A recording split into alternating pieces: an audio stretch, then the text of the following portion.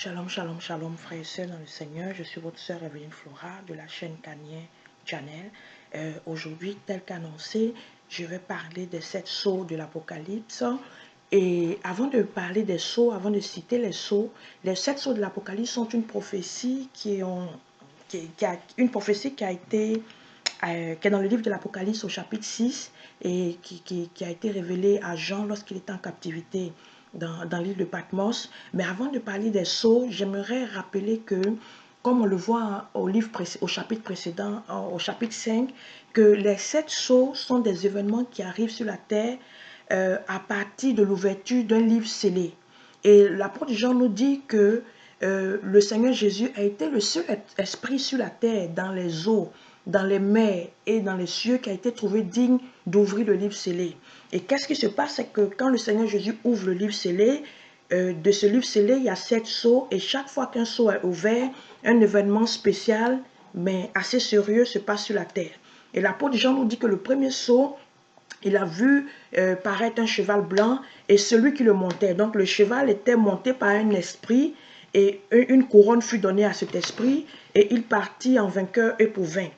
Et la question qu'on se pose, c'est qu'est-ce qui peut symboliser l'arc? Parce que ce qui symbolise ce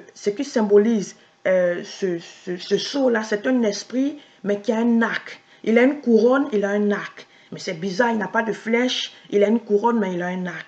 Et quand j'essaie de méditer sur ce sceau, ce que j'ai réalisé, c'est que dans l'histoire de l'humanité, à un moment donné, il y a eu le règne de plusieurs empires et de plusieurs royaumes.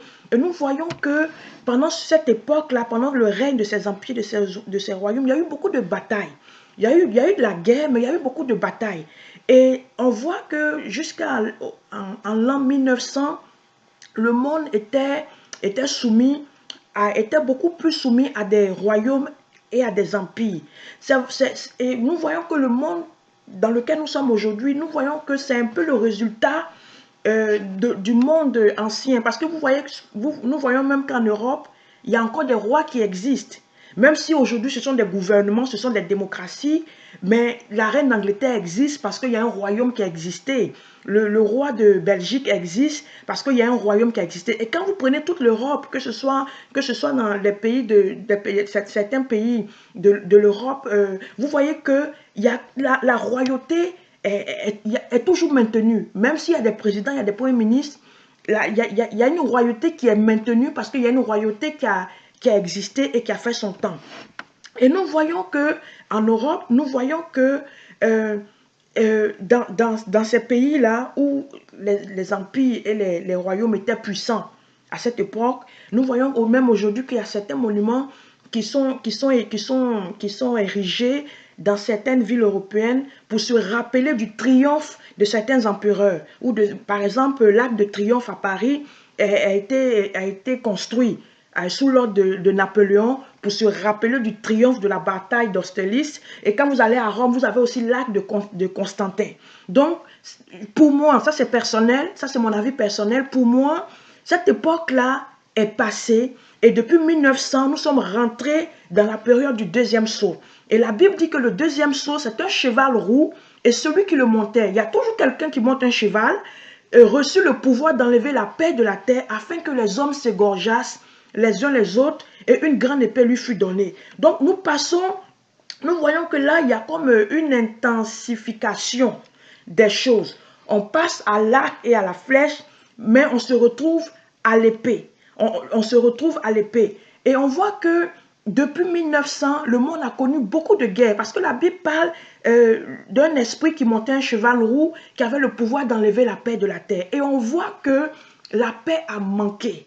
La paix a manqué sur la terre depuis 1900 et ça a été graduel. Et on se rend compte qu'à partir des années 90, ça s'est empiré. C'est pendant les années 1900, le siècle passé, qu'on a connu les 2 guerres mondiales. Et nous voyons que depuis les années 90, le monde a connu des guerres, que ce soit en Afrique, il y a eu beaucoup de guerres horribles. Pour citer que le génocide rwandais, il y a eu beaucoup de guerres horribles. Et puis, il y a beaucoup de guerres aussi qui ont causé beaucoup de morts, qui ont duré, comme le conflit de l'Angola qui a commencé en 1975 et qui a pris fin dans les années, dans le début des années 2000. Et nous voyons même que avec l'éclatement de l'URSS, il y a eu beaucoup aussi de guerres dans certains pays d'Europe. On parle de la Serbie et consorts. Donc il y a eu aussi le conflit yougoslave. Donc on voit que à partir d'un certain moment, la paix a manqué.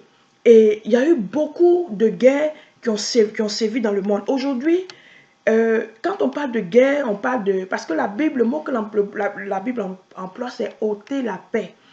On voit que quand ce n'est pas des guerres civiles, c'est des guerres internes, des guerres ethniques ou des guerres des conflits pour prendre un territoire sur son voisin, donc des guerres de frontières.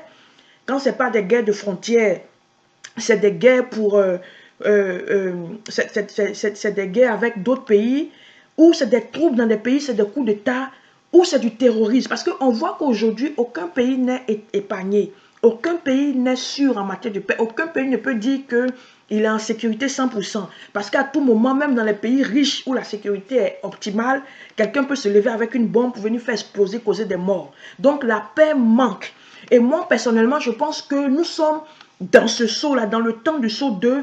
Et je pense que le temps du saut 3, c'est le temps qui va venir, c'est le temps vers lequel nous allons. Parce que la Bible déclare que à l'ouverture du troisième saut, il y a eu un cheval noir qui est paru et celui qui le montait, lui, tenait une balance à la main. Vous savez que la balance, c'est aussi le symbole de la justice. Il tenait une balance à la main et lui, son rôle, c'était de venir, parce que la Bible dit une mesure de blé pour un denier et 3 mesures d'orge pour un denier, mais ne fait point de mal à l'huile au vin. Donc ce saut-là, c'est un saut de crise économique, c'est un saut où la nourriture va coûter cher. Et je vous assure que si on ouvre bien les yeux, on se rend compte que depuis les 10 dernières années, le coût de la vie devient de plus en plus cher. Et c'est pareil dans tous les pays, que ce soit les pays pauvres, les pays riches, la nourriture augmente.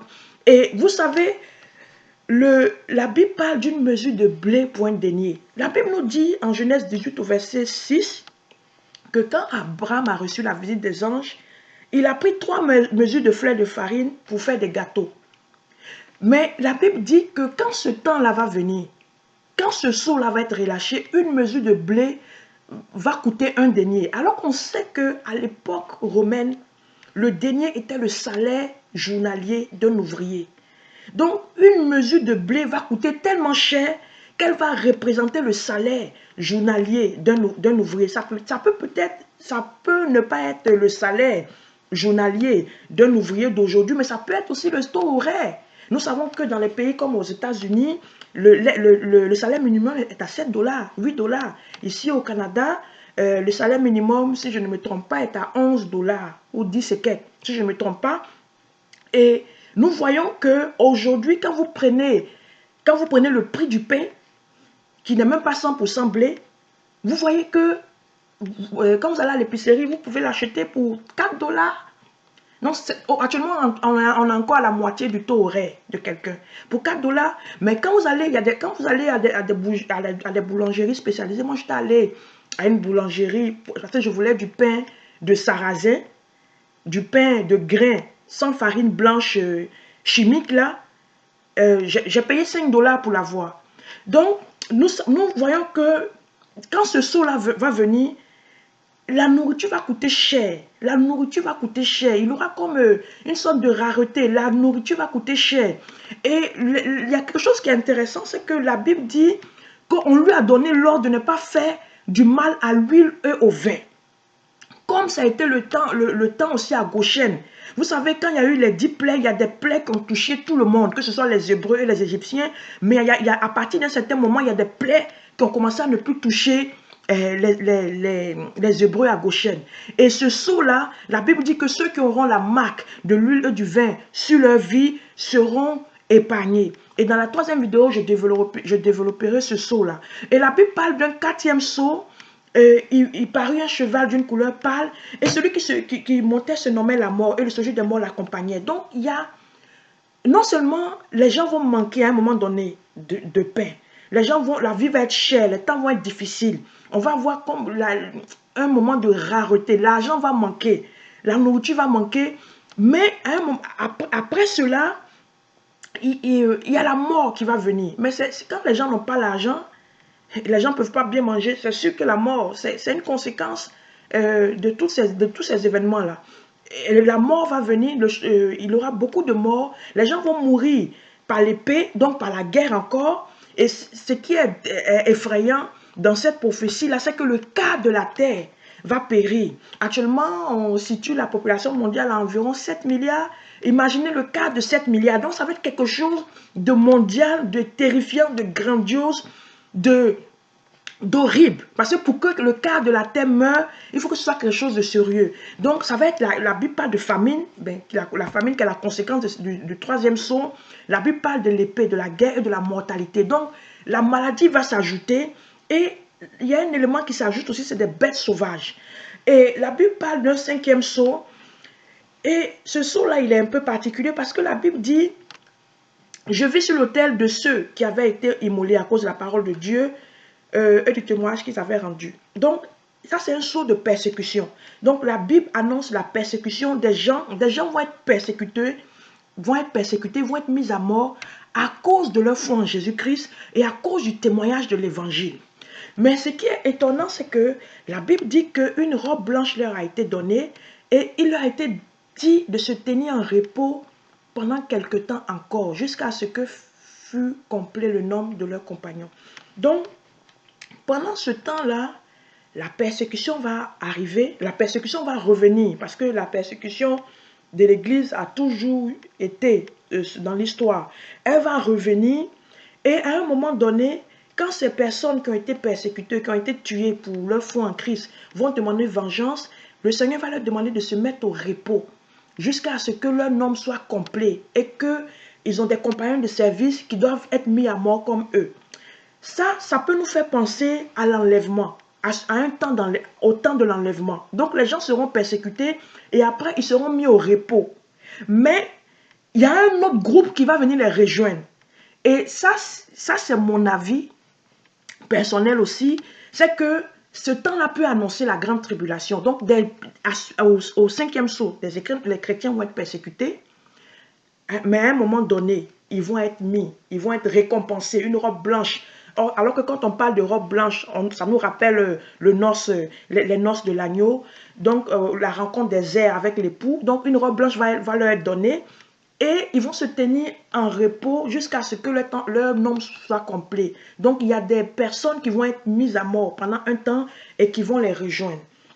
Et le sixième sceau, c'est un sceau de catastrophe naturelle. La Bible dit qu'il y a eu un grand tremblement de terre, le soleil devint noir comme un sac de crin, la lune en terre entière devint comme du sang, les étoiles du ciel tombèrent, comme lorsqu'un figuier secoué par un vent violent jette ses figues vertes, le ciel se retira comme un livre qu'on roule. On parle de catastrophe naturelle. Est-ce que des météorites vont tomber? Je ne sais pas.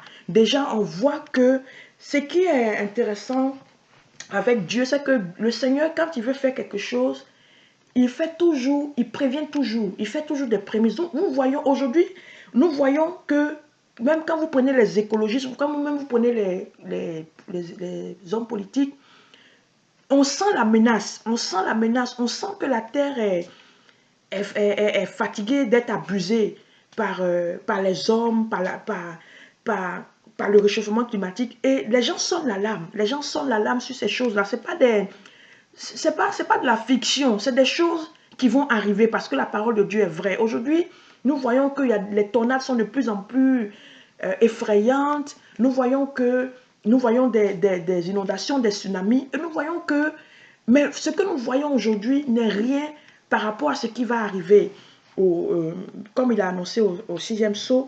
Et le septième sceau, c'est un sceau particulier parce que c'est un sceau, on parle du septième sceau au chapitre 8 de l'Apocalypse, et on parle d'un silence d'une demi-heure au ciel. Donc c'est un sceau qui annonce un événement spécial qui va se passer au ciel.